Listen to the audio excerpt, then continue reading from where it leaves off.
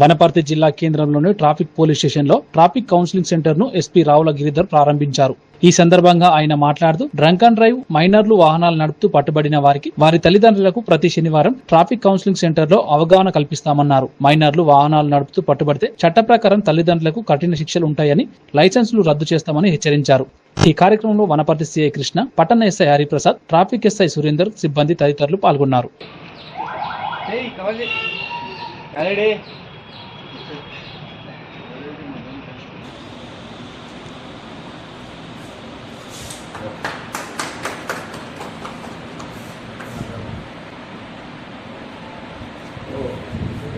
చూపెట్టే